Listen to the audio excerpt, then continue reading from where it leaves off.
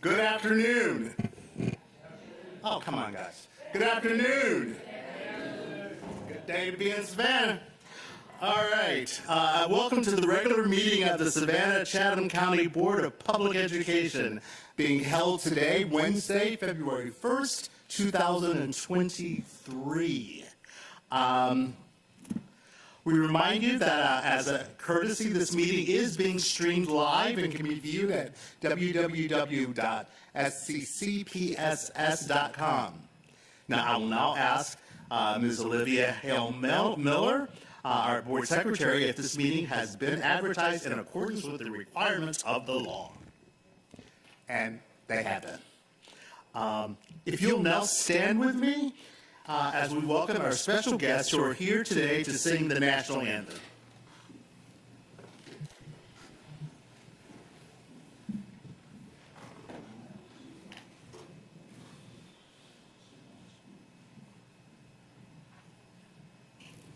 Good afternoon. The Savannah Arts Academy Skylarks are an ensemble of upper-class treble voices that are celebrating their 18th anniversary this school year. These ladies are ambassadors of the SAA Choral Department as they perform throughout the Coastal Empire each year. They are led by Mr. Russell Watkins, who is in his 10th year at Savannah Arts Academy. Through the last decade, he has led the choral department to success in many competitions throughout the United States, as well as internationally. Please remain standing after the national anthem for the Pledge of Allegiance.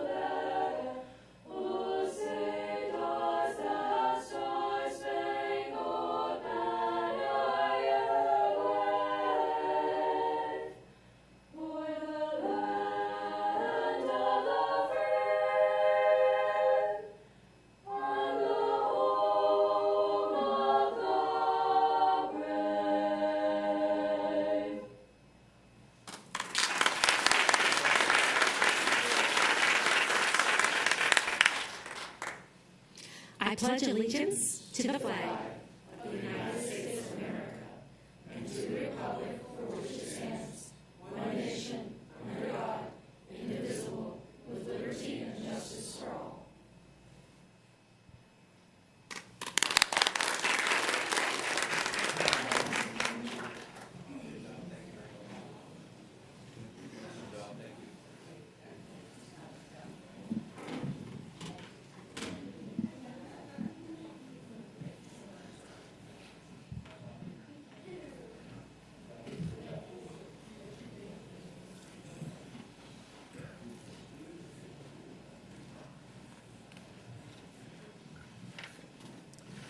Let's hear it again for the Skylarks.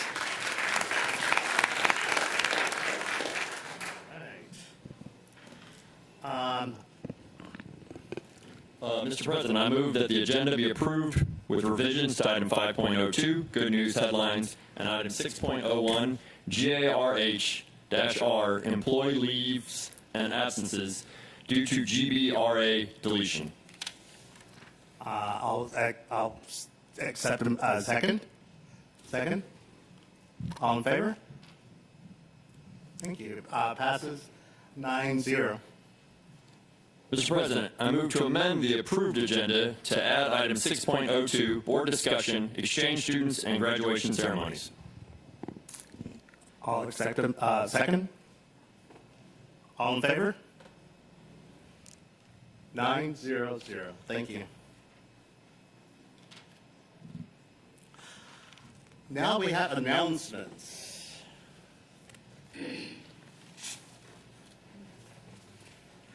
We do have, and understand that our committee meetings are open to the public. We have an audit committee meeting Thursday, February 23rd at 8 a.m. here at the Whitney Administrative Complex, right here. Please attend.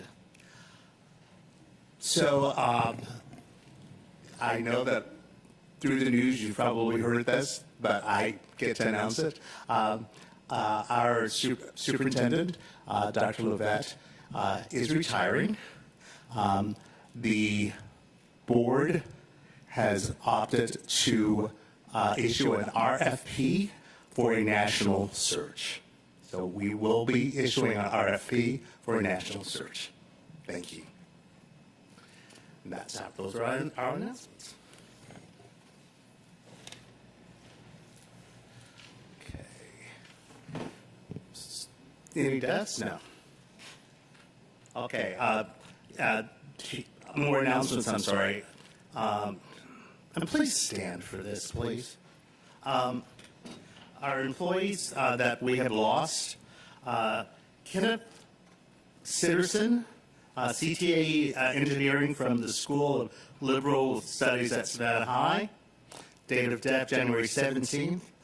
Linda Harper, Elementary at Largo, Tibet, date of death January 8th. Roseanne McCauley, Social Studies at Isle of Hope School, date of death January 11th, 2023. Let's have a moment of silence.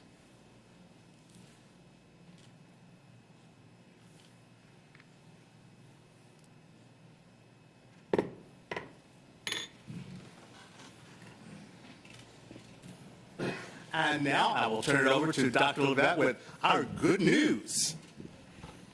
Good afternoon, Mr. Moss, officers and members of the board. It's my pleasure to provide a quick update this afternoon. I'm going to ask Dr. Hoskins Brown to read the proclamation for Council's appreciation.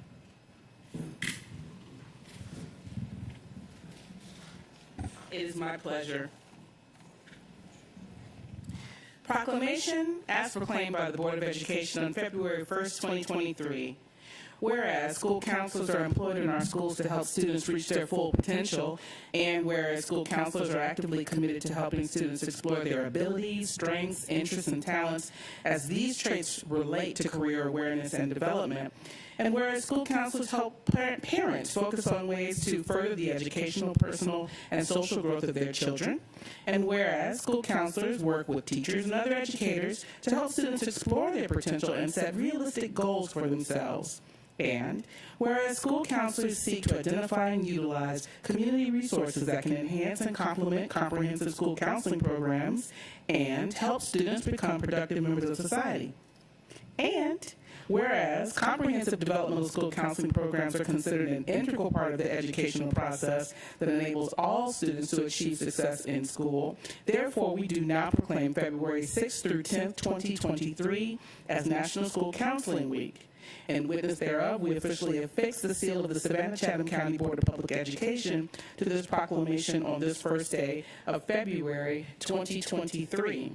Thus be it resolved by this Board of Public Education that we do hereby proclaim February 6th through 10th, 2023 as National School Counseling Week.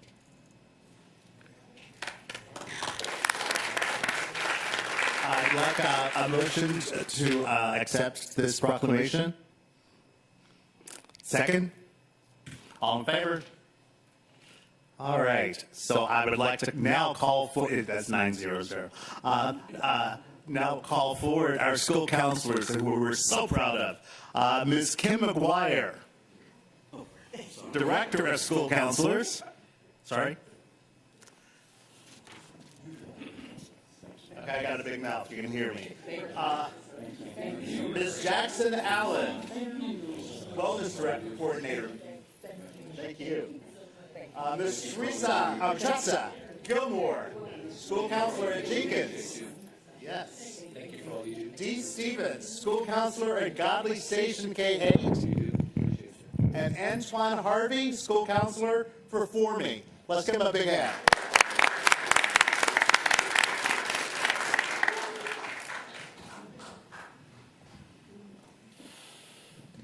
And we are always delighted to have them join us. They are engaged, as you know, in very important and special work, and it is always our delight to thank them formally during this time, but we thank them whenever we have an opportunity to for the many miracles that they do perform every day. So thank you very much for being here.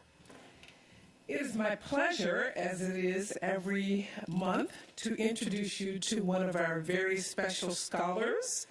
And so I'm going to take a moment here and invite you to meet our Student of the Month for January 2023.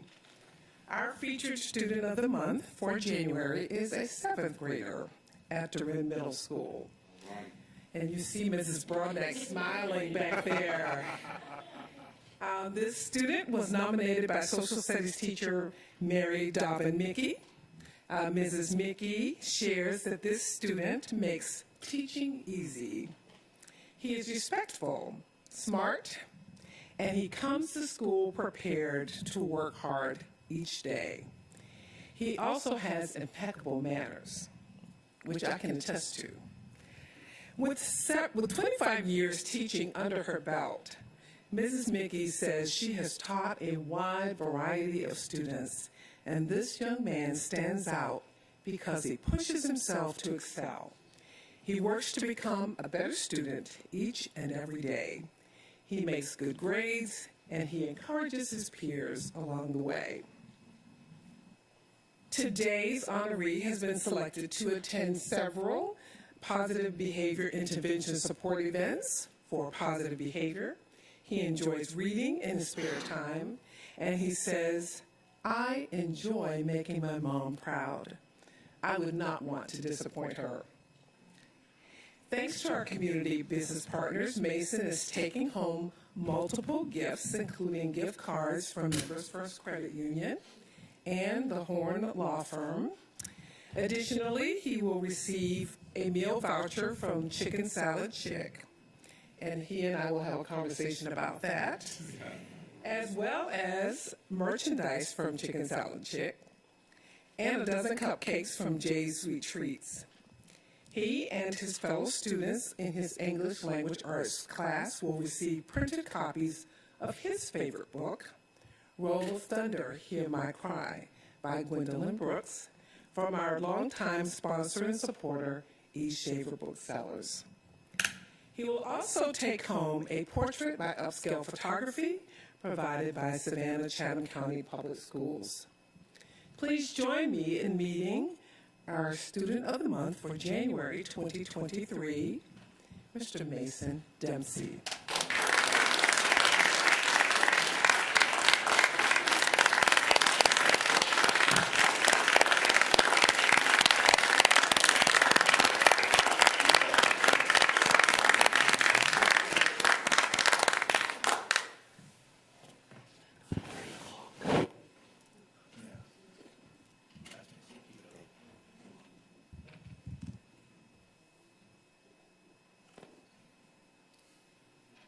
Let's hear it again for Mason.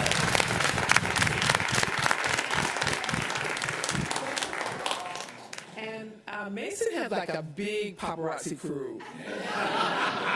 He is here today with his family members and his principal. I'm going to ask them to please stand so that you can recognize what it means to have strong families.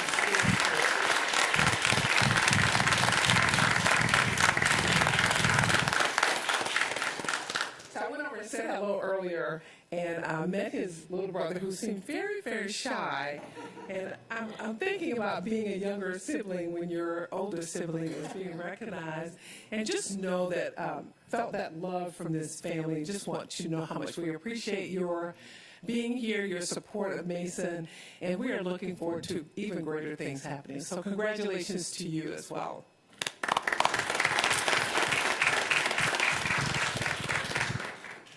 Again, thank you, Mason and family, and Mrs. Broadnax and staff for being here today to support him. I'm also pleased to share some additional good news. Each month, it is such a challenge for us to choose which pieces are good news to share in this limited time. So I would encourage you to always check out our website, www.sccpss.com, for good news, which is shared generally every day. But we want you to pay attention to these particular pieces. And I'd like to thank the communications team for always making sure that we have this together. 3 of our Savannah-Chatham County Public School students have been nominated as United States Presidential Scholars, and we are waiting anxiously for the final news on them. Aiden Maxwell of Jenkins High School is a nominee, along with Margaret Wade and Kenzie Curtis of Savannah Arts Academy. The United States Presidential Scholars Program, which was established in 1964 by executive order of the President, recognizes our nation's most distinguished graduating high school seniors. Each year, up to 161 students across the nation are named as Presidential Scholars, one of the nation's highest honors for our high school students. Thousands of SCCPSS staff, students, and families turned out for the 14th Annual Student Success Expo and STEM Festival on Saturday, January 21st, at the Savannah Civic Center. It was a new venue for us. It was full, and I'd like to thank everyone who came out that day. In addition to gathering college and career information, the attendees enjoyed interactive displays and learned about all of the public school options across the district while gaining valuable information related to choice program applications. So many years ago, this expo was limited only to our choice programs. But we have learned over time the value of having all of our schools and programs and partners a part of this effort.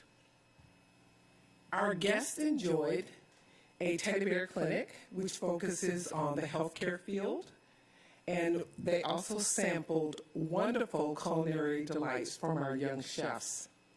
The Young Entrepreneurs and Young Inventors Showcase features students who have an entrepreneurial spirit, and the students also competed in a variety of other events, such as our hottest one is always the egg drop. The egg drop was really, it's amazing. Extemporaneous speaking, mock job interviews, and of course, we couldn't do the expo without having the mousetrap cars. So I'd like to thank everyone who was able to come out. Our annual Character Counts community celebration was also held in January. Students and their families were treated to a day of fun and character education. It was hosted by the Department of Student Affairs, and we had members of the Savannah Police Department, Tybee Police, Savannah First, and many vendors who came together to provide food, fun, and prizes. And we'd like to thank the Student Affairs Department for making sure that they put this event on again this year. On Friday, January 20th, State Superintendent Richard Woods visited Godley Station K-8 school to learn about our innovative approaches to literacy and the use of a reading technology assistant that listens, assesses, and tutors young students. Superintendent Woods had the opportunity to see students using the Amira platform up close and personal, as well as to hear from teachers and school leaders about how they're using this technology to advance reading achievement. Many of our classes are reporting fluency 2 to 4 times above the national average, and students are well on their way to reading over 2 million minutes with the program this year. We're pleased that our progress piqued the interest of state leadership. On January 18th, we announced our partnership with Curtis V. Cooper Primary Health Care with our All Aboard the Reading Express Literacy Initiative. You've heard reports on it previously. This was an expansion not only of that effort, but also an expansion of our partnership with Curtis V. Cooper. The partnership provides early strategies for fostering literacy and learning at home. At each annual Curtis V. Cooper Well Child Visit, parents and guardians of children ages birth to 4 will receive a bag containing a bilingual book appropriate to their child's developmental stage, as well as literacy tips and ideas for at-home learning activities. We are excited also to partner with United Way of the Coastal Empire for Read United Day on February 24th.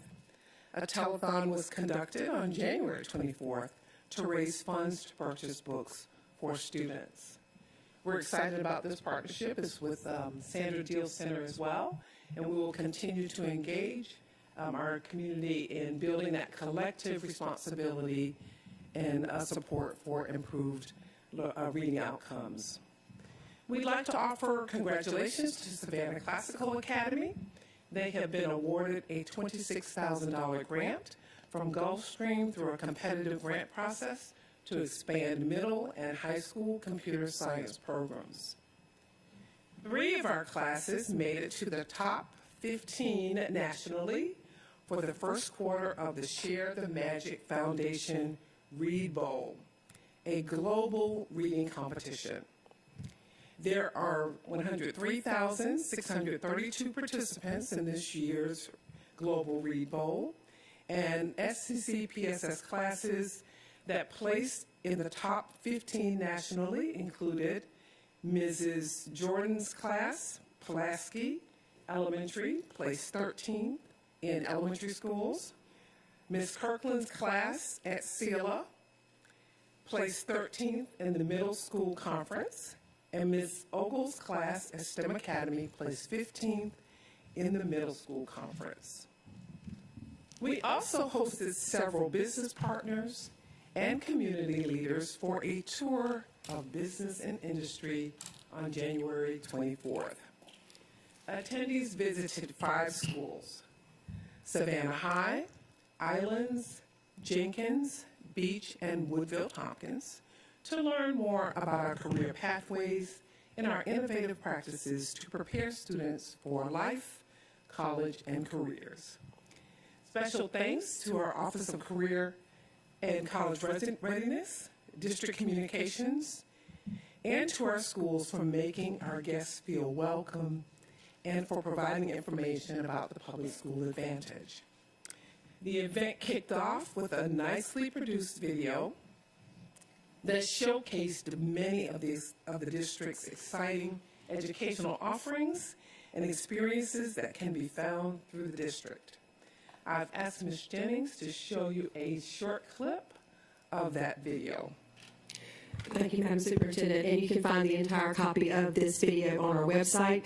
We encourage you to share it widely. We do want to tell everybody about the opportunities in our college and career readiness programs. Okay. It worked just fine a minute ago. Naturally. Always. Well, maybe we'll have to play it another time. Okay. It is not showing. All right, we'll try it here.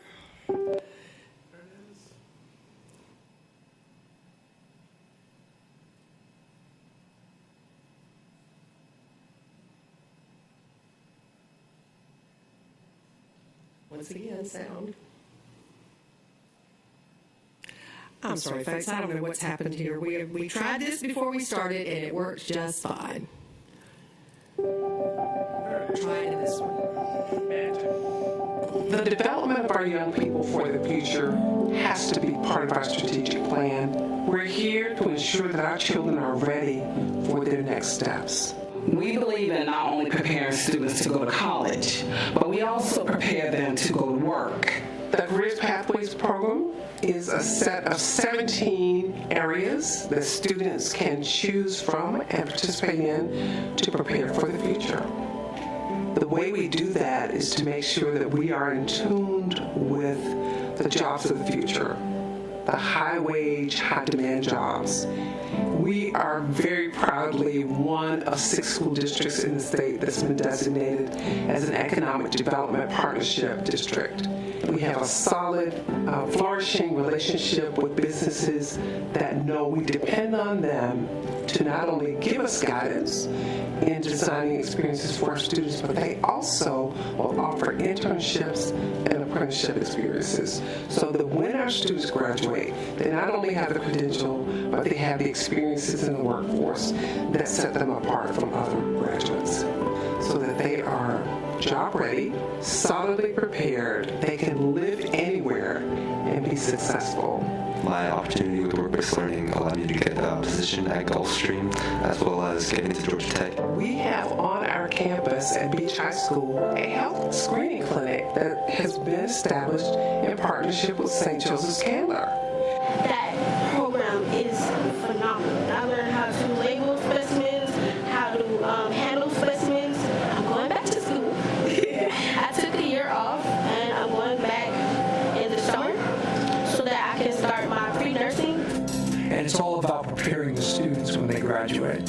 So when they come out, day one, they're guaranteed a job in a hospital if that's what they want.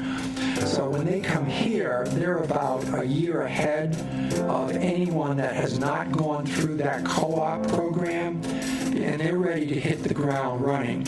So St. Joseph's Candler benefits, and more importantly, patient benefits. If you want to be a veterinarian, you can start that process in our schools, right here at Islands High School. If you want to be a scientific researcher, you can start that right here in our schools. If you want to be a master chef, you can start that in our schools. If you want to be a construction leader, a leader in the construction industry, you can start that in our schools. Here at Windsor Forest High School, our construction technology pathway that gives the students opportunity to learn the core basic trades in construction, and we want to make them work ready now. We want to get them placed in jobs, and if not jobs, we want to go into higher education. If you want to run a financial institution, you can start that experience in our schools. So we have opened up our first student-run branch here at Woodville-Tompkins High School. We're very excited to deepen our relationship with the school system and open up this branch and hire students, teaching them financial literacy skills, teaching them what bank accounts are, what a debit card is, how to use the debit card, to get them ready for their futures. Our one-of-a-kind nail tech lab, when you look at that lab, you think you're walking into a commercial environment. Those are the kinds of experiences that our students have. When we look at the students who are studying law enforcement, cybersecurity, we have all those labs available, experiences available for our students. The welding program, that's a real big need here out at the facility for skilled maintenance. So we have partnered with Woodville-Tompkins, and we brought their students out here to see our maintenance shops. We've also taken some of our maintenance team over to the schools so they can see what the students are learning and give them some tips. The benefit for businesses to be involved with the school district is that we have access to an organically grown workforce. When students come to us and they are invested in this community, invested students and invested citizens are more loyal employees. I think it's important to partner with the school district to make sure that those social accountability goals and that community benefit actually materializes here where we live. And so that's why we're a partner in that. My coursework at Beach High School prepared me for the workforce in the future. You can do it. I'm 19. I did it. Like, yeah, you can do it. And they also have the experiences that give them a leg up, if you will, or an advantage. And I call it the public school advantage.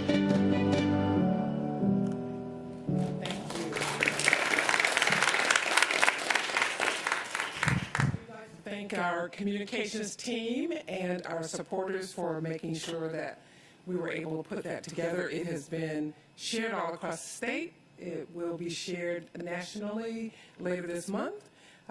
We have been recognized for our partnerships to advance internships and experiences for students, but we would not be able to do it with our staff who are on the ground and our partners. We were only able to share a snippet regarding our partnerships, and so we encourage people to stay tuned for additional publications. We are looking forward to the Georgia Day Parade on February 10th, where our youngest scholars will be walking over to celebrate the birthday of Georgia. And we're also looking forward to celebrating with our parents at our early literacy conference, which will be held on February 11th at 8 a.m. at Herschel W. Jenkins. That's just a little bit of what's happening in February. We look forward to continuing our literacy efforts and looking forward to making sure that all of our students have high-quality experiences. It's my pleasure each month to also host the Professional Senate meetings. Mrs. Whalen is with us today, and she'll give us a summary of that. Mrs. Nurse Sowers is not able to be with us today, but certainly sends her regards. Ms. Whalen, if you will, give a summary of the meeting this month. Hi.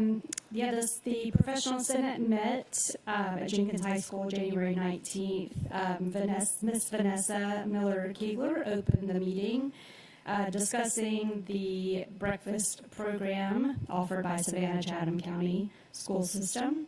She garnered feedback from the Senate just about what the students are saying about the school breakfast and about what teachers are observing. We did discuss scheduling, we discussed food quality, quantity, the options that are being provided, and perceptions on healthy choices for breakfast. Mr. Ramon Ray discussed the new teacher evaluation system, the Georgia Leadership and Educator Acceleration and Development System, that will be piloted across the state next year. We are excited that Savannah-Chatham County was picked to be one of the pilots for the new evaluation system.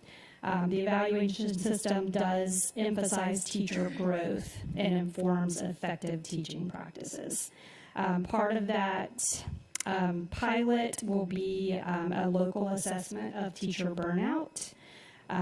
Ms. Sherry Goldman, our very own 2022 Georgia State Teacher of the Year, came in to discuss the state burnout prevention task force that she led. She explained to the Senate the 5 themes that emerged from that task force. Those 5 themes that are contributing to teacher burnout at the state are assessment, preserving and protecting time, pressures and unrealistic expectations, teacher voice and professional growth, and mental health and wellness. Our local Senate did vote to begin the process of evaluating specific factors that are contributing to teacher burnout in Savannah-Chatham County Public Schools. So we began that discussion. We are focusing on those 5 themes that were developed from the state burnout report. So we are beginning to discuss what factors or practices that are specific to our district that are contributing to burnout. And additionally, how could each of those factors be eliminated or minimized?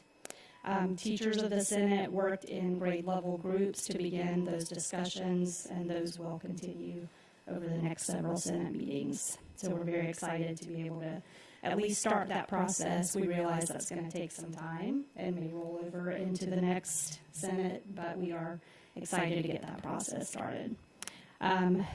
We did not want to forget about our support personnel that are also part of the Senate. So Nurse Sowers held a small group discussion with the support personnel to reflect on positive changes they would like to see in their areas.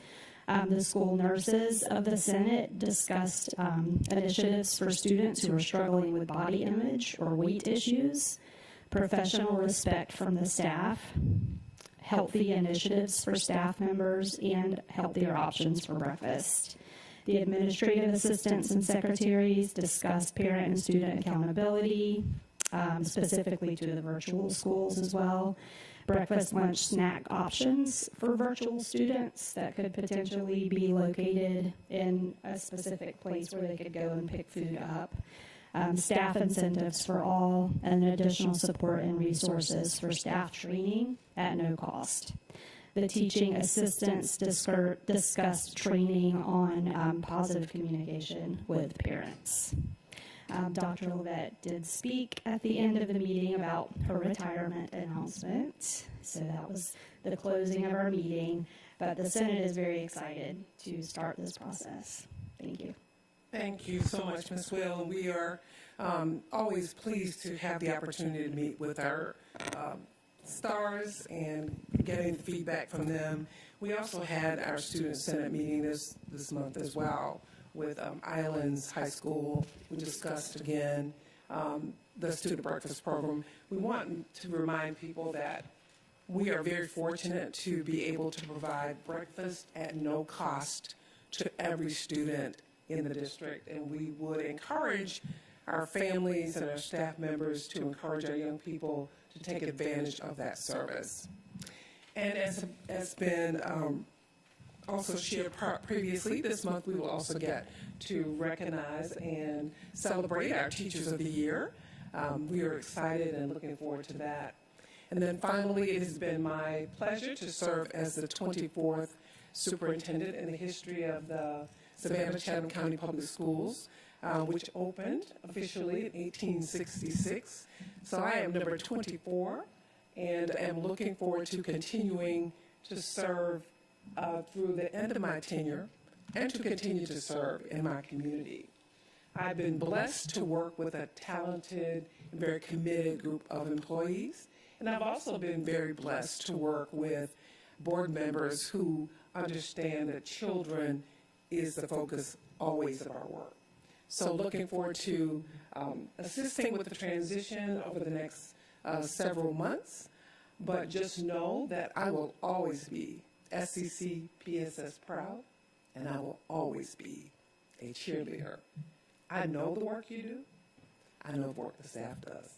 And while the work may be invisible to some, I understand what it takes. So you have my full support in whatever happens beyond the end of my tenure, and know that you always have at least one cheerleader, at least one cheerleader who understands what you do and appreciate your support. Mr. President,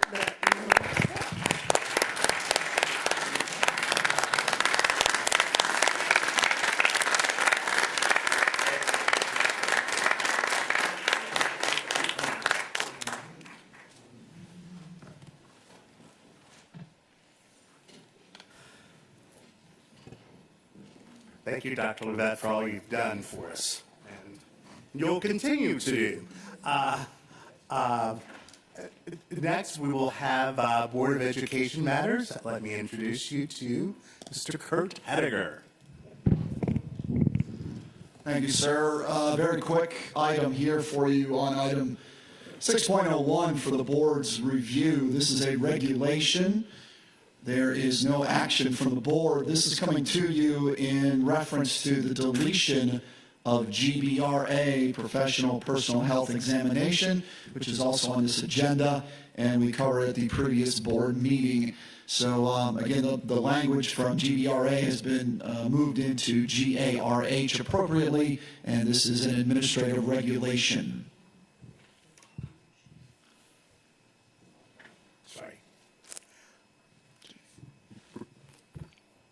I'm so sorry. That's okay. Dr. Hoskins.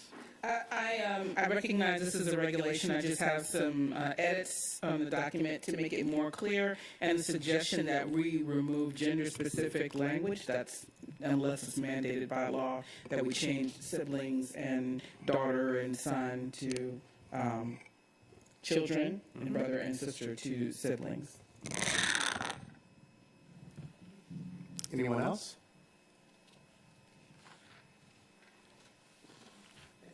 Thank you very much. So before we get into our next discussion, just want to let everyone here know. So the board we're in charge of three things. One, we're in charge of policy. So we establish policy. Two, we're in charge of the budget. And three, we're in charge of hiring the superintendent. The next thing we're going to discuss is a proposed policy, but today it is just a discussion. But I just wanted to introduce this, that this is part of the purview of the board. So that is why we have robust conversations about this, because these are policies that we have to enforce. So, and Kurt? So to the purview of the board, this is an agenda item that was added. Sorry, I'm losing my voice a little here. So 6.02 is the addition at the request of the board president to have the discussion regarding exchange students and graduation ceremonies. Administration does not have any policy recommendations for you on this. I will just say as a caveat, policy JQK, which is exchange students, is subject to the 4-year review process cycle, which we intend to be reviewing and bringing back to the board in March. Other relevant policy areas are IHF, graduation requirements, which the board adopted based on our revisions a year ago, and we do not have any recommendations on that policy either. So I'll throw it to the purview of the board's chair to maintain the discussion on this item. Absolutely. So all of the board members have received supporting information about what this policy is now. Just to refresh our memory, this involves exchange students and whether they are able to participate in our graduation ceremonies. As the original policy says that they're not, they may come as spectators, but they are not able to participate in the graduation ceremony as far as walking across stage, etc. I'm going to save my commentary on that. I want the board members to discuss this first, and I will give you, my purview. So, anyone? Dr. Hoskins. Mr. Chair, is there someone who is advocating an alternative to the policy? I'd like to hear if there's a case being made for this by a board member. I'd like to hear that. Anyone speaking in favor of that? I mean, I have comments, and they are counter to challenging the policy. I just would be interested in hearing the points in favor of changing our approach, if anyone has that. Anyone? I have questions. Thank you. I do have a question. In the policy, it does state that we put them in 10th grade homeroom classes. Have we ever come across a situation where that student actually has enough credits and everything per all guidelines and everything else to be in a higher grade? So we have not come in contact yet with an exchange student that is placed in the 12th grade, which is what is required to participate in graduation. No, we have not had that. Okay, thank you. Ms. Grabowski? So for clarification on that point, my understanding is that they are placed in a 10th grade classroom, but that many of them take higher level classes and participate in senior activities because that's more aligned with where they are academically and from a cohort, but that they are not, but they're placed in the 10th grade because of the way in which our kind of evaluation happens. And please educate me on how that system works. So our counselors do an evaluation. We also ask that they come in with an evaluation of their transcript. And typically they are at about a 10th grade level. They do not evaluate with our seniors. We do expose them to various classes. We have very specifics around what they take. However, they have not attained nor do they complete the credits to be a 12th grader by the time they depart. So we do allow them to take AP classes, much as we do some of our other 10th graders and 11th graders. And because we recognize they are coming to experience not just our academic excellence, but also our culture, we show them some of the things that we do here in our school system, and we allow them to engage in those senior activities. That has more to do with their age sometimes and age appropriateness as well. Okay, Ms. Hoskins. Thank you. So I appreciate that this is a challenging matter for some folks within this academic year, because it appears that adults have made promises that were beyond their authority that brought this to our attention. I have three ideas on this. The overarching point of view that is governance-based is that I don't think that it's fair for any visiting student to have any privileges above those of a resident student. That is my core value that I'm applying to this discussion. At the college level, I have seen requirements waived. If you are within X number of credits of graduating, then you've been allowed to march. I've been in the university setting for 23 years. Graduations are always fraught with challenges around waivers like that.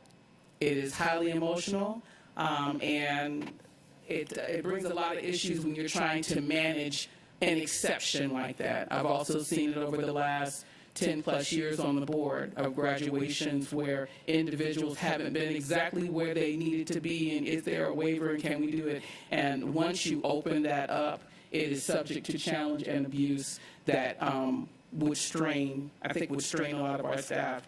The other thing is I thought about this inversely because I didn't want to be the Grinch on the board. So I thought, okay, what would be the scenario of this inversely? Imagine if we had a 10th grader, if we said that these students are functionally equivalent to a 10th grader in their home districts. What if we had a 10th grader here in our district whose family was about to be deployed to a country that did not celebrate graduation ceremonies? They're here attending one of our schools where we do, and they're moving for a 4-year deployment with their family where they are not going to be able to participate in a ceremony. Would we allow that 10th grader to participate in a graduation here before they left because they would not be given that opportunity? And it would probably be much easier for us to say, oh no, that doesn't make sense to us.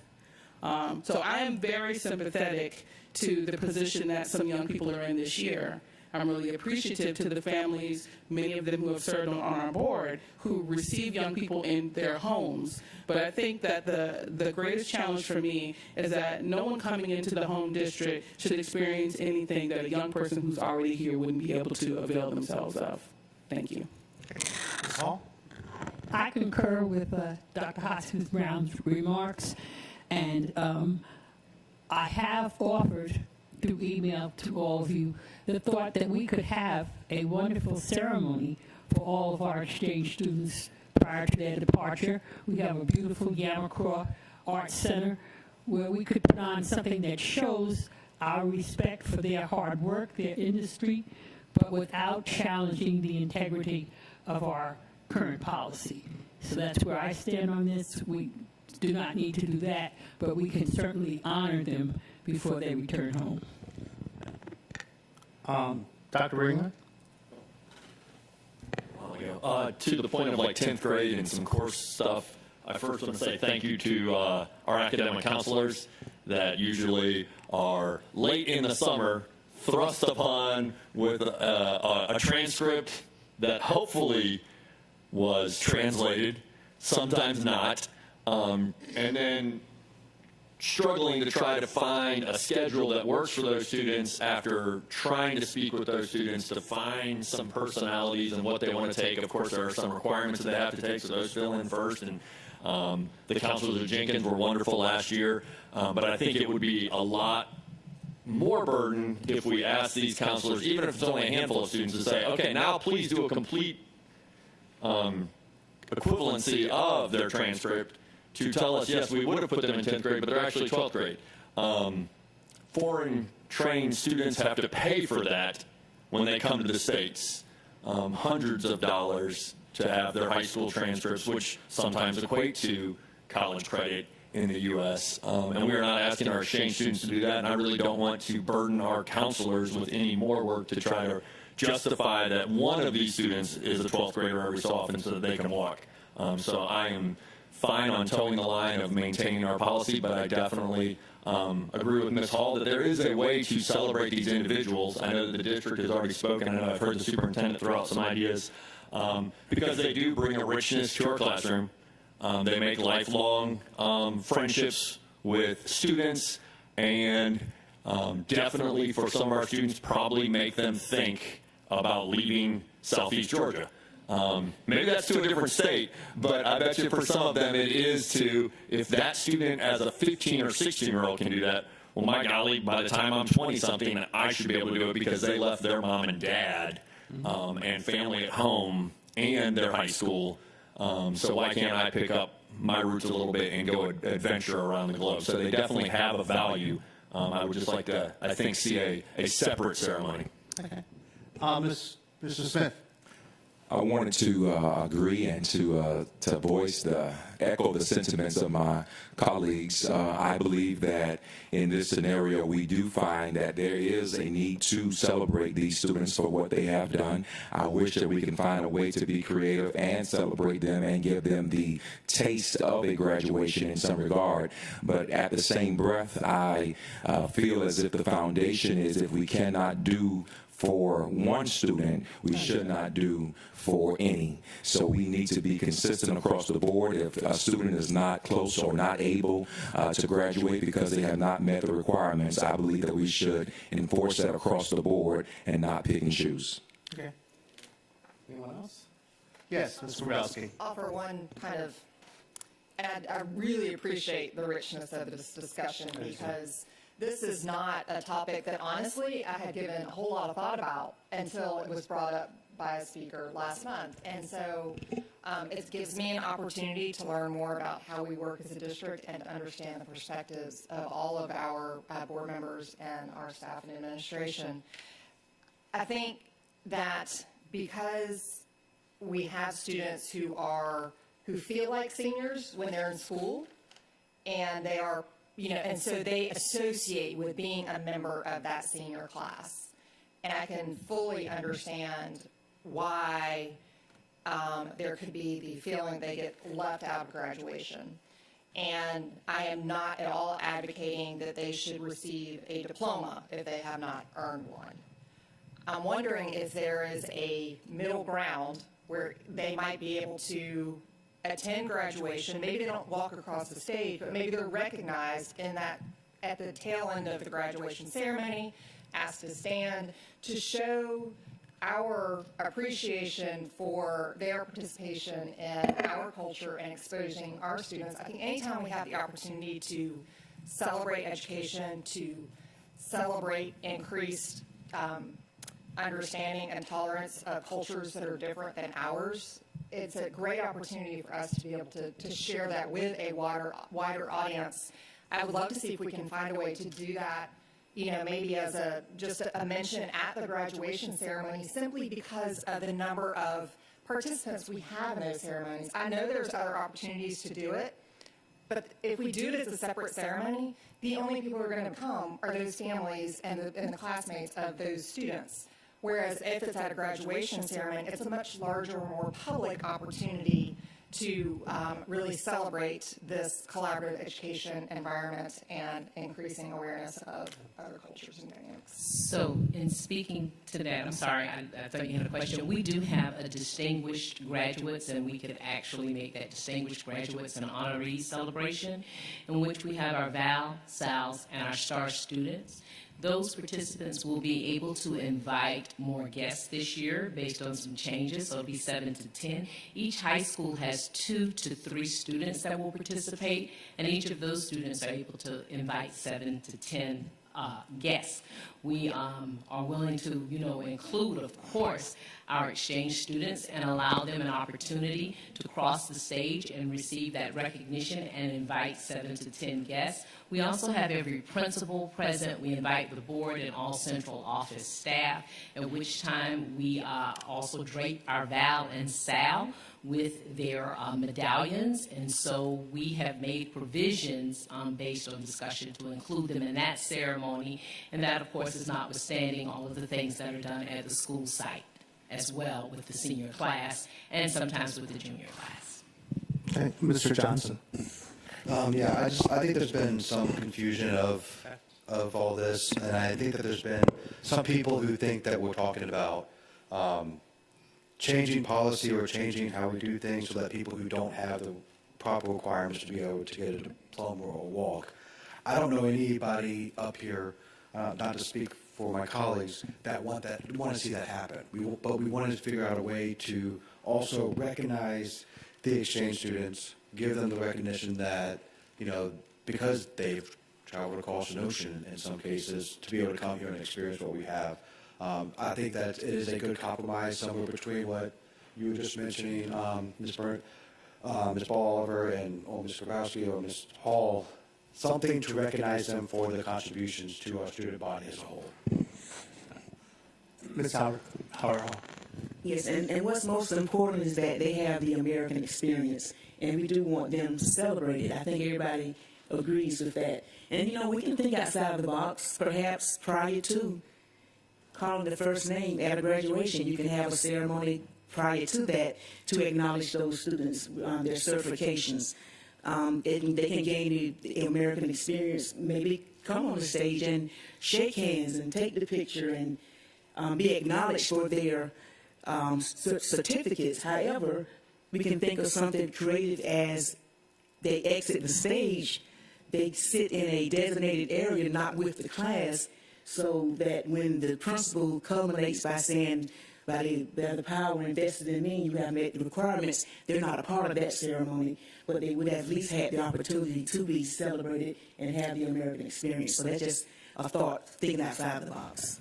I like that. So, go ahead, Dr. Rowe. Thank you very much. I appreciate some of the facets that we're drawing out here, and that is the experience, the camaraderie of the experience of the graduation experience, and I hear that I support an additional celebration, but I also hear that you miss a part of that, a part of being with 100 or more other kids that you've assimilated to as part of their class. You're not having a class experience. To me, the sacrosanct part of the graduation is walking across the stage.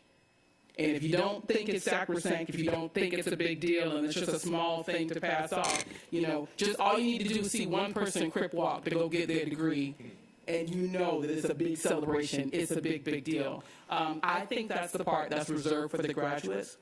I do like the idea of allowing them to enjoy their time with their pseudo-seniors, their pseudo-class, and there are junior ushers that participate in the ceremony as juniors. I think it's possible to have a role. And I know that we have streamlined our graduations such that they're all the same. But honestly, Dr. Levette, I missed the song at the Savannah High graduation. I just got to put that out there. I missed the song that the seniors sing at the Savannah High graduation. I really like the alumni oath at the Beach graduation.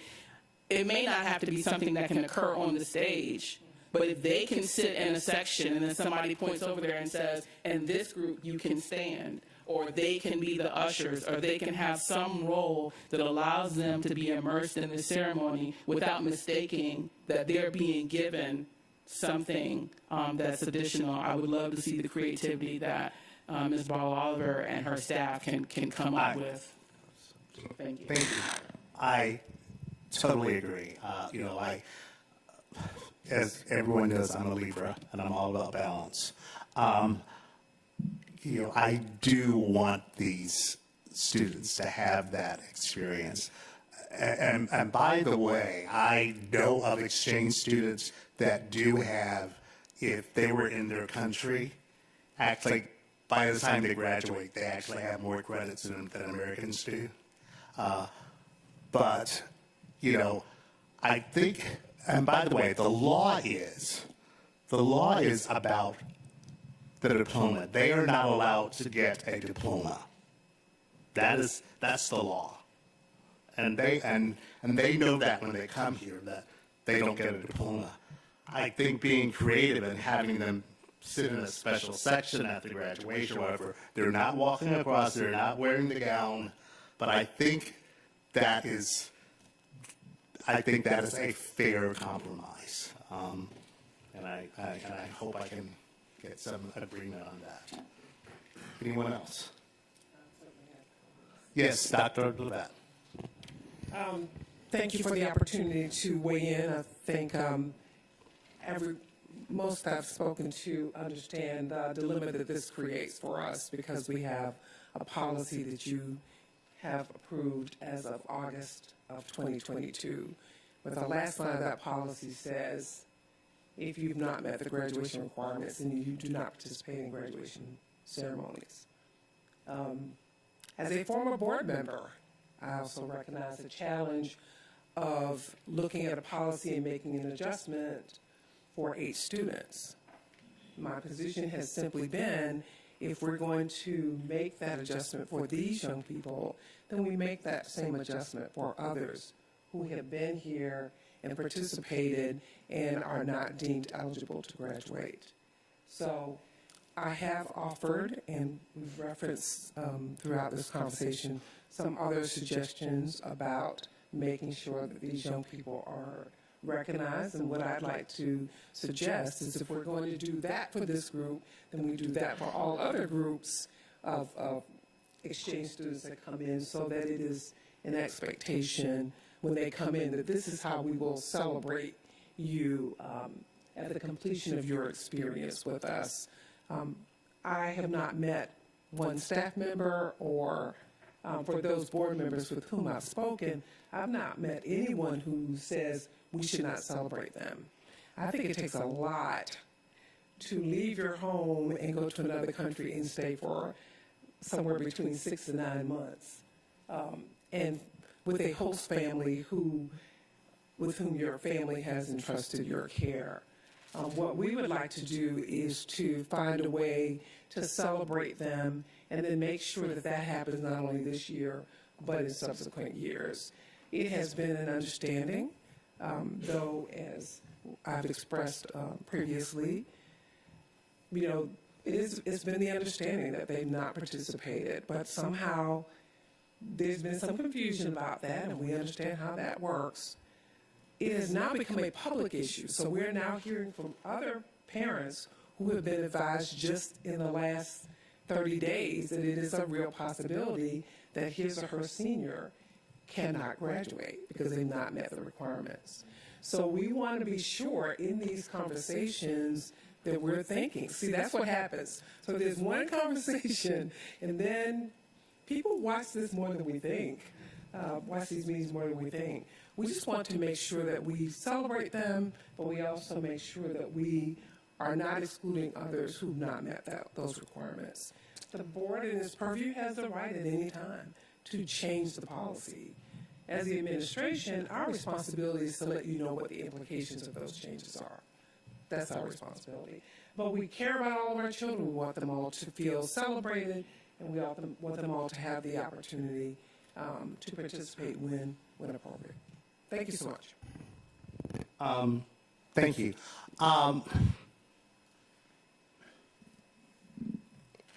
I think the idea of the kids being in the audience, and by the way, that policy also, the contract also states they can participate as spectators.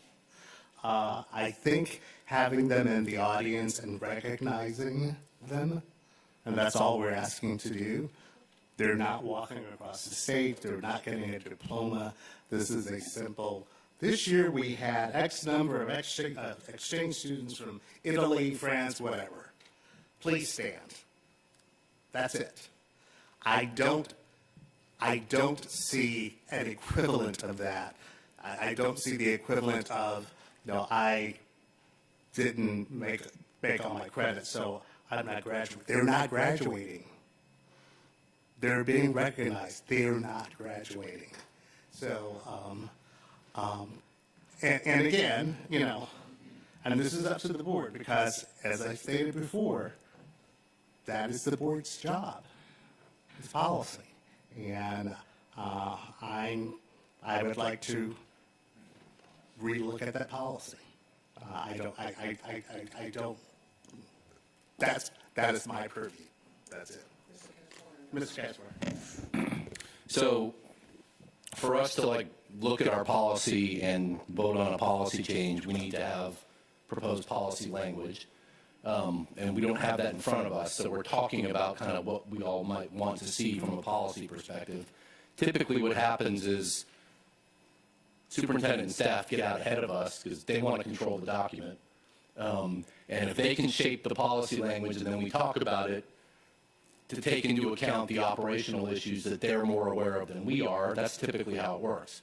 So we don't have anything in front of us right now. We're having a policy discussion. So next stage is we get something on paper to consider, and either we draft it or they draft it.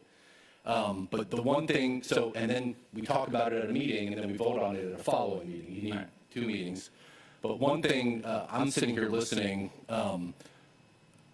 we have had many situations in the past where we get emails in May from parents of kids who aren't going to be able to walk for various reasons. And some of them are comparable to what we have with the exchange students, which is they didn't do anything wrong, but circumstances beyond their control have led to them not graduating. They were out sick for 9 months on a ventilator and came back and didn't take a test they had to take. You know, it's not their fault. You're empathetic, but they didn't meet the technical requirements. So I'm sitting here thinking what I'd like to see from staff taking into account the comments is here's our kind of proposal for how we might honor them, and or, you know, if you have policy language you want to add or somebody else does, we look at that next month, but we also get information back. What are the comparable circumstances that you all deal with every May that sometimes don't rise to our level? Because I'm sitting here thinking we have a special moment at graduation to recognize our exchange students. Well, then what about the students who were here until the week before graduation, but parents got transferred for military purposes? And I mean, I can come up with a whole list of situations. And I'm not against honoring anybody, particularly if it's not their fault that they're not graduating. I just want to know the universe of what else might come up before we modify our policy or start honoring people in a certain way. There's a long list of people, you know, who might want to be honored as well. And I'm not poo-pooing this. I'm not saying we shouldn't. We need to know the universe of what we might be dealing with. That's all. I agree. Okay. Brown. Thank you. Yes, Mr. Kaczmarek said a lot of what I had intended to say. We don't have a lot of time for this, although it feels like we do. No one proposed changing the policy, so we should notice that and not go into next month thinking, oh, you know, we're starting from scratch. No one came with a motion saying we want to get rid of the current policy. What people have come to this discussion saying is here are a set of values that are important for the young people. Cohort experience, recognition, acknowledgement, but alignment with the current policy. So as Mr. Kaczmarek said, I have confidence in the staff to be able to take that information and come forward with recommendations. We have a first read. If that is done tomorrow, first read would be in March. It'd have to be voted on in April, and then you have graduations in May. So we don't have time to not be laser focused about whatever it is it's going to be, because as soon as it gets voted on, staff has roughly 30 days to put together whatever that experience is. So I just want to point that out. If I could add for the edification of the board, part of what you're talking about really is practice as well. So the recognition of a student group at a ceremony, whether it's at a distinguished graduate ceremony where hundreds of people are, or if it's at a graduation ceremony, is something that is to the purview of the superintendent to provide administratively as a practice. If that's something you want to codify in policy as to the purview of the board, but I do think we could move quickly for a solution, excuse me, to recognize them appropriately by some form of practice that we would do. Mr. Smith first. Oh, I'm sorry. Okay. Dr. Brinkman. Kurt must have been living rent-free in my brain there for a minute. Because I was thinking the same thing. So nobody brought a policy. If somebody writes a policy, March, April, but we could leave today and celebrate them at a ceremony that we run that doesn't have any state statutes attached to it, i.e. the Distinguished Graduate Val Sal Star Student, we can decide whoever we want to recognize at that because it's our own district's celebratory event. So that could be, boom, done. It's the most sustainable. It is a celebration, and there are I would guess absolutely no legal ramifications because, again, the district decides who it wants to celebrate on that day. Correct, and we can actually provide you with the run of show and how that ceremony works, the number of guests, and how we would manage that. Okay. And we could send that to you so that you would see exactly how that would be handled and managed. There also is a commemorative booklet that comes with that ceremony that would feature them, as well as a small bio that would kind of capture their story, and maybe even obtaining some quotes about their experience here that could be inclusive in that. I love it. I like solutions. And the interesting thing about that solution, too, is when we look at the timeline, we really don't have time to do a change of policy because we need to tell those kids what's going to happen because their parents are having to make their plans for flying to the United States now. So I personally am on board for coming up with whatever that is. And honoring them. I just want to remind everyone that we actually started that process last year based on a very challenging situation. Some of our current board members were there to celebrate our STAR students and our VALs and SALs. It is an extension and enhancement of that ceremony that we are looking to do. So the shell is already there. We actually offered it during our planning session, and I'm glad to know that it is much more appealing at this point because it's already there. It's an expectation, and staff is working on it, so we are happy to enhance it, as Mrs. Ball Oliver explained, and I think they will be delighted to participate.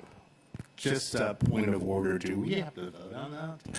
Just about that. We're not changing policy. We're not changing anything. So there's nothing for us to do because that is operational and we are not operational. I love it. So this item is resolved and we don't have to talk about it any further. Okay.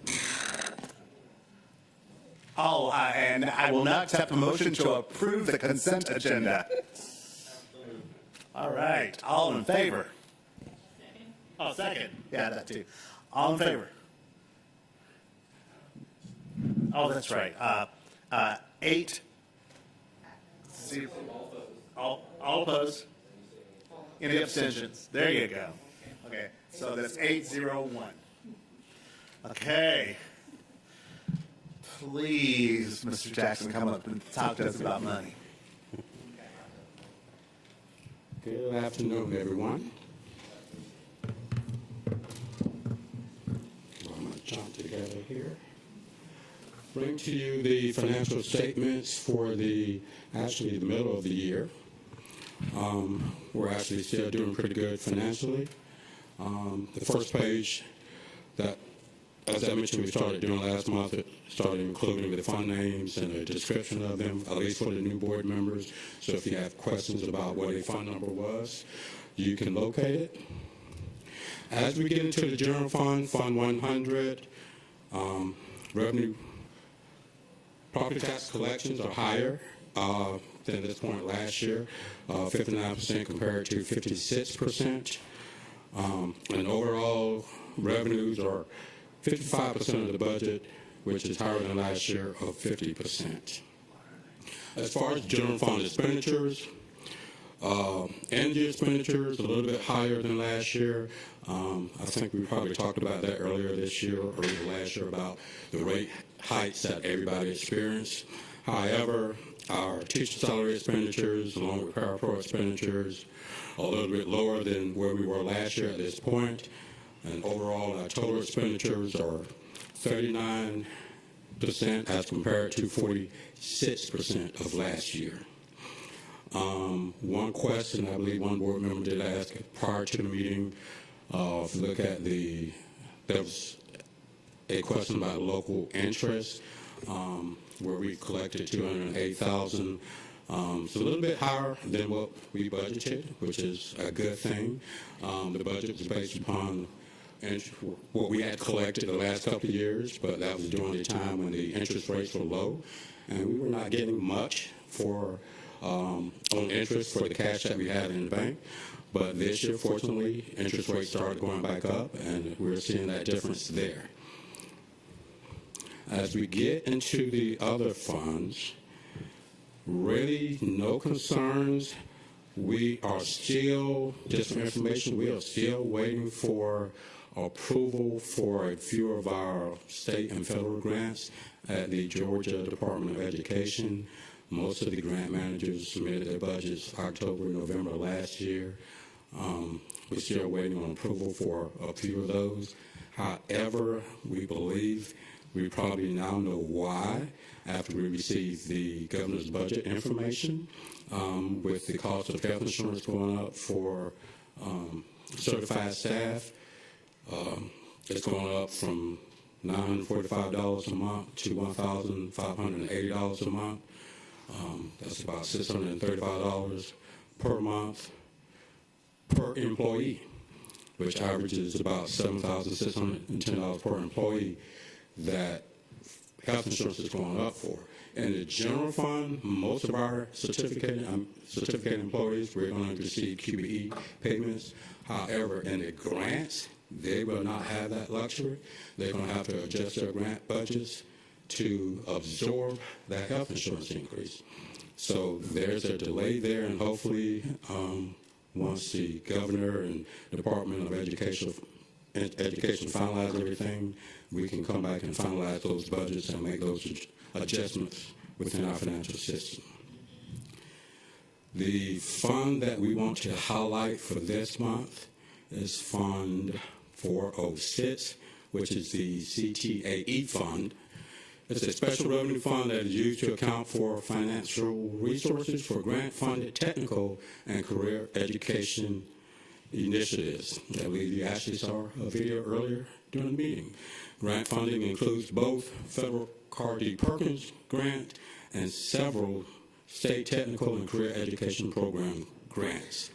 Each local school system submits an annual local plan application for vocational education, which is used at a state level to distribute available funds. Grant funds must be spent in compliance with federal requirements, state rule, and the state plan and the local plan. Federal funds are used to improve vocational and technical education programs. Year-to-date expenditures for FY23 are $190,880, and the total budget for this grant is $508,529. And again, at this time, there is no other concern about any of the other funds. Food service, we're still on track. We're doing pretty good there. And any questions? Mr. Katzmeyer. On the healthcare premium adjustment, what does the district do in terms of how the premium is split up? Do they pay it 100%? Do we pay it 100%? Is it 80-20? The amount that we receive from the state? Yeah. We will get QE payments for those certificated staff that are on our allotment sheet. I believe it's around maybe 3,000 or so. The difference we pick up locally. Okay, I'm confused. You said premium adjustment from about 1,000 to 1,500. Correct. Correct. The Georgia Department in the governor's budget, Right. he's including additional funds to pay for the staff that's in the QBE, that are QBE funded.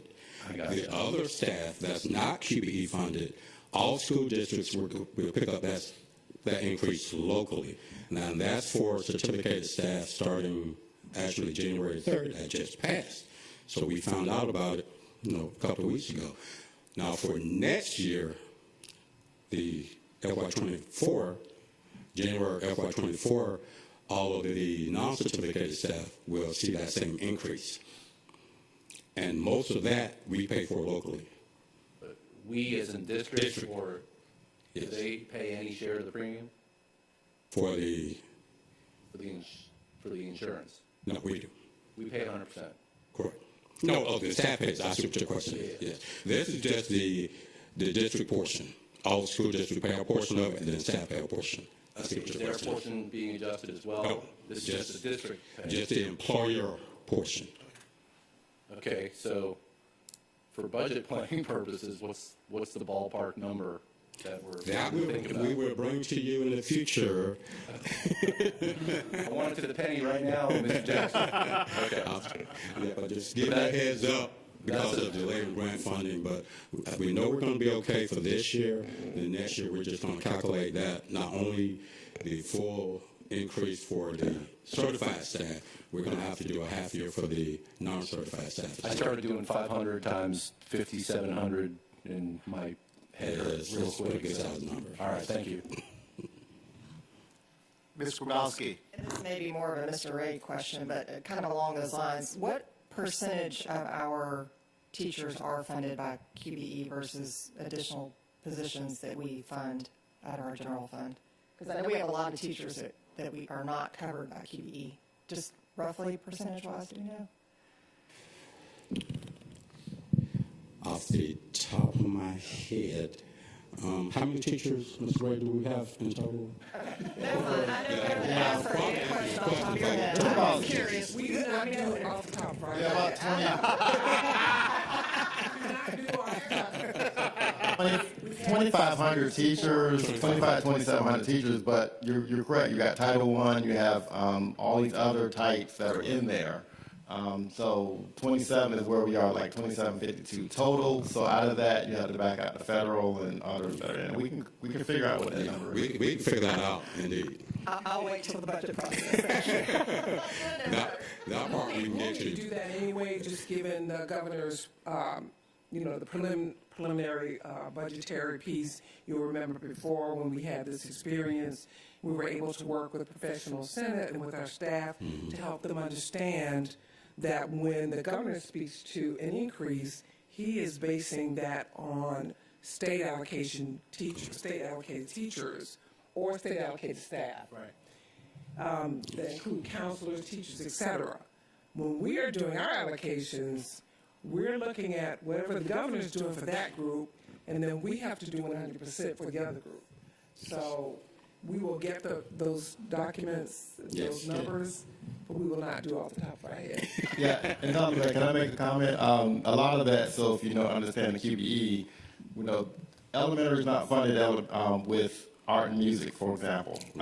We don't have an assistant principal funded at every elementary school. So that's just an example of things that we go above and beyond, multiplicative as you think about these other issues. Thinking about pre-K, this is why it's so important to fully fund pre-K.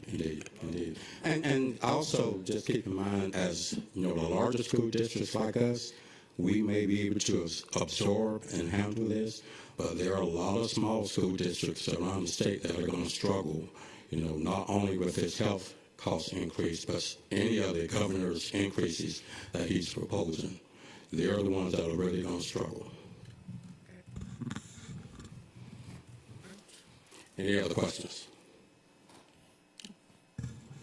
Okay, that completes that report. Thank you.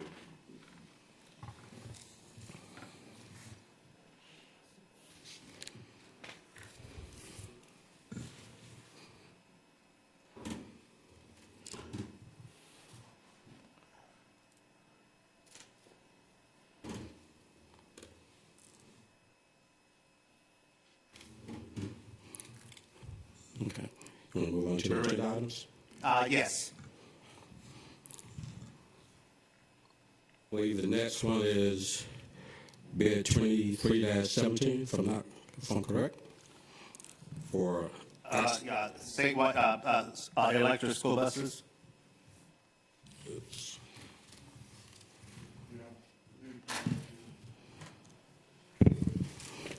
Agenda item 8.02 is statewide contract for school buses. For the purchase of 25 electric school buses. I believe last month we brought before the board, you all approved the grant award for the EPA grant. Now we're just bringing before you an agenda item to actually purchase the buses. Using Georgia statewide contract 99999 SPD SWL 2020-0630. The Transportation Department is requesting board approval to purchase 25 electric school buses as part of the Environmental Protection Agency's Clean School Bus Grant. The vendor is going to be State Truck Centers.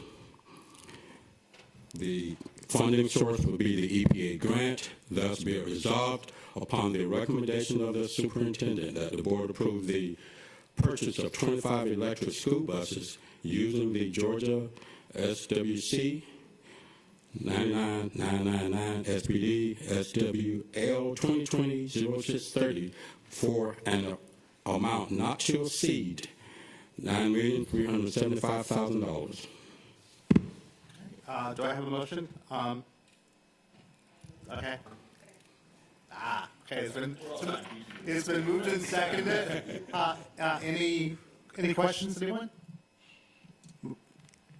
Yeah. I would again like to thank the district for the work they've done in procuring this grant, and then also for the diligence in finding a vendor that would also warranty the batteries, and for explicitly putting in what we're voting on, that this will be paid 100% by the grant, because that's always nice to remember and to remind the public when we spend $9 million that it's just going to come right back to us.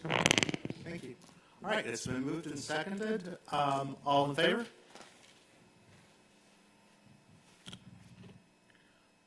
Thank you. All opposed? It is 8-1-0. Motion passes. Okay. All right, the next item, bid 23-17, access IP security cameras and related hardware, software. This is an annual contract. The purchasing department received 4 bids in response to bid 23-17, access IP security cameras and related hardware, software. The intent of this bid was to establish a contract through competitive negotiation to secure through an access and ONSSI certified reseller of IP video surveillance cameras and related hardware and software products. Services and goods will be provided on an as-needed basis. The performance period is 1 year with the option for additional 1-year renewal periods. Vendors submitting bids were A3 Communications Incorporated, ISO Network LLC, SC Datacom, and V Prime Tech Incorporated. Staff recommends that this bid be awarded to the lowest responsive and responsible bidder, A3 Communications Incorporated, at an estimated annual cost of $1,073,276.02. It will be funded through East Loss 4. Thus, be it resolved upon recommendation of the superintendent that the board approve the award of bid 23-17, access IP security cameras and related hardware, software, annual contract to A3 Communications Incorporated for an initial 1-year contract award period at the estimated cost, total cost of $1,073,276.02 with the option for an additional 1-year renewal period. I will accept a motion to approve. And second? Thank you. Comments? I just had a question. Are these primarily new camera installations or upgrades of existing cameras? If I'm not mistaken. Combination? It's a combination of both. They're part of maintenance, that we maintain them, and then any that Chief Enoch deems to be added, they come from the same contract. Okay, and kind of as a follow-up, are we seeing the resolution of these security cameras improving? I would assume that we are, or the ones that might be older that we're replacing and upgrading? That is correct. Okay. As part of the project, we do replace obsolete cameras that are like purchased during East Lost 1 to modernize them to ensure the pixel and the clarity is there. Okay, thank you. Okay. Any other comments or questions? Okay, all in favor? Hallelujah. All right, 900. Motion passes. And the final agenda item, FF&E for the new multi-campus K-12. As you all know, that project is coming along pretty well, and it's getting close to time to order furnishings and equipment. Bid C1905 furniture, fixtures, and equipment annual contract will be used for some of the purchases and was last approved by the board on April 13, 2022. In addition, Georgia statewide contracts with various vendors will be used according to which contract is being used for specific FF&E items. The funding source again will be East Plus 4. Thus, be it resolved upon the recommendation of the superintendent that the board approve the purchase of furniture, fixtures, and equipment for the new multi-campus K-12 using the district's annual contract as well as Georgia statewide contracts for an amount not to exceed $3,500,000.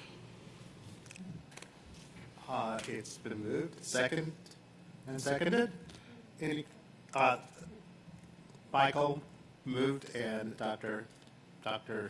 Hall, second, right? Dr. Howard Hall, I'm sorry. Questions, comments? All right, all in favor?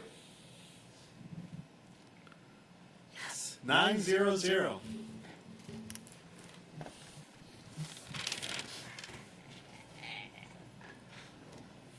Okay, we will now have our safety briefing and we'll have our comments. Good evening. Board meeting, a public appearance. Please remember the most useful comments are those that are related to matters of policy over which the board has jurisdiction. Speakers have the maximum of 3 minutes in which to speak at the discretion of the board chair. The time may be lessened due to the number of speakers signed up and the agenda of the meeting. See Board Policy BCBI, Public Participation in Board Meetings. All comments shall be made in a professional manner that is not disruptive to the meeting. Guests should avoid name calling toward board staff, board members, and should avoid using profanity. Please follow the instructions of the board chair who presides over the meeting. The board chair reserves the right to call anyone out of order who violates the rules of public appearance. The board further established rules of conduct in accordance with Official Code of Georgia 20-2-58C-3 through Board Policy BCBI, Public Participation in Policy, BC Board Meetings, Decorum in Board Meetings. We appreciate your interest in the work of our school system. Guests may leave printed copies of their notes or supporting material to be reviewed. Thank you. Thank you very much. Okay, our first speaker today is Beth Mataroni, and you have 3 minutes. Thank you. Thank you very much. Hang on 1 second. We're good. All right. Is there any way to turn that off while I'm speaking? It's hard to hear. Sure.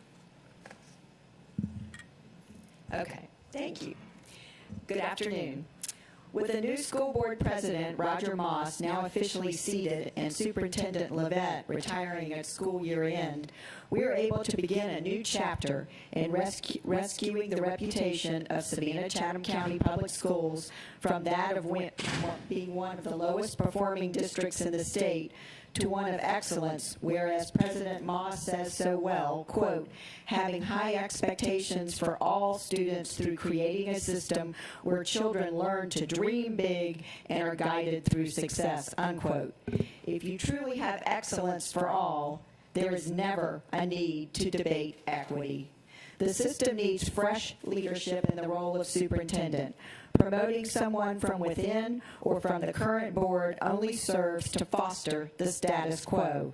The status quo includes those who kept our schools virtual and masked our children to their physical, emotional, social, and educational detriment. The status quo includes a system rank of 149th out of 181 school districts in Georgia per school digger. The status quo includes a system where only an average of 24% of all grade 3 students were proficient in reading or better, according to GMAS scores last spring. The status quo includes at least more than one lawsuit related to alleged special education violations. To that end, I support the national search, which now has been announced for the next superintendent of Savannah-Chatham County Public Schools. Many others in the community feel the same way, but were unable to be here due to the January rule change that requires all public commenters to be present 30 minutes before the meeting to sign up and remain until the end of the meeting to speak versus the previous policy of speaking earlier in the agenda. This 2 to 3 hour commitment falls in the middle of the afternoon when parents and grandparents are having to transport their children and meet them from buses. Add this to the board meeting time of 2 p.m. when most of the stakeholders are either at work or actually teaching our students. The message being sent by the board is that parent, taxpayer, and personnel input isn't respected or valued and is intentionally being squelched. I respectfully ask for this policy change to be reevaluated so that stakeholders feel valued. I am the voice of 42 of these people whose letters I have before me and will leave with you today. These letters demand a national search for a superintendent from outside our system to prevent the continued status quo of Savannah-Chatham County Public Schools and to reach for and pursue a goal of excellence.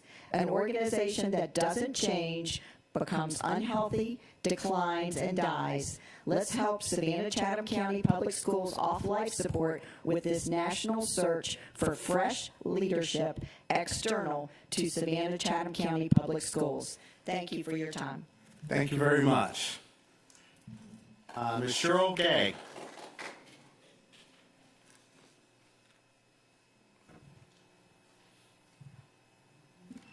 Good afternoon. Good afternoon. Okay, so to start with, I'm not going to talk about books today. Opportunity is defined as a set of circumstances that make it possible to do something. And circumstances have given you an opportunity to do something to improve the education of the children who attend SCCPSS. I have here an additional 68 statements that Beth referenced a minute ago of citizens asking you to perform a vigorous, sincere national search for the next superintendent. We need new leadership. Durand Middle School, 556 of 567 Georgia middle schools. Haven Elementary, 1,185th out of 1,244 elementary schools. Windsor High, 350th out of 429. Southwest Elementary, 930th out of 1,244. Beach High, 375th out of 429. Largo Tibet, 1,088th out of 1,244 schools. Hubert Middle, 542nd out of 567. I could go on and on, but I will stop because I think you get my point. In the entirety of this country, somewhere there exists at least one person who has taken the helm of a struggling school system and turned it around. Y'all need to find that person. You owe it to these students. You owe it to the approximately 450 students at Andrea Williams Elementary School, which is ranked 1,228 out of 1,244 elementary schools in Georgia. These children deserve a basic education. They're not getting it. You need to stop making excuses for failure and take this opportunity to improve education in Chatham County. And just one other thing, a gentleman left a minute ago, y'all might have not noticed, but he signed in, he showed up 10 minutes late past the sign-in time. He showed up at 1:40. He was a grandfather that came to speak. And because he was 10 minutes late to sign up, 1:40 for a 2 o'clock meeting, he was denied the right to speak. So I understand you have rules, but that seems a little bit arbitrary and capricious. And thank you for your time. I'm going to leave these here. Thank you very much.